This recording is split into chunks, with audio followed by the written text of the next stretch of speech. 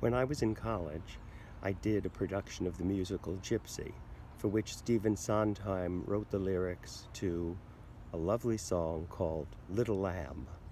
In our production, we had a real lamb, and I, being a college undergraduate, offered to keep that lamb in my apartment. The lamb's name was Spitfire.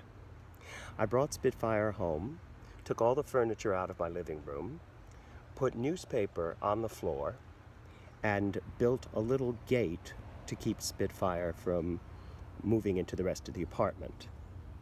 That night, Spitfire ate the curtains in the living room and pellets all over the floor that ricocheted down the hallway so that I was still finding them 8 months later when I moved out of that apartment. Flash forward to Into the Woods at Trinity Rep, in which I was cast in the role of Jack.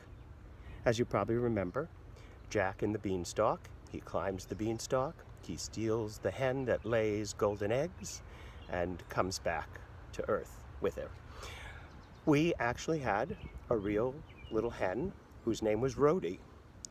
And there was a scene in the play where I had to hold Rhodey and do a scene with Ari Grainer, who was playing Little Red Riding Hood, in which I showed her the golden egg the hen had laid, and she said, "I don't believe that egg came from that hen."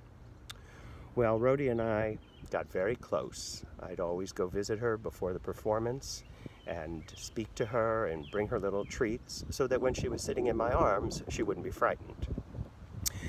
At the first preview, Ari and I were doing this scene in the audience for the first time, surrounded by people, and Rhodey gave a little bit of a burp. And the next thing I knew, I felt something soft and warm in my hand under Rhodey's bottom.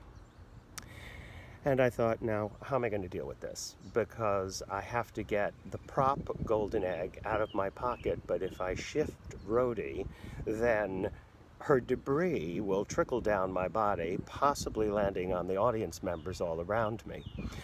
So I tried to maneuver this, and in doing so I realized that what Rhodey had done, feeling so comfortable in my arms, was she had actually laid an egg.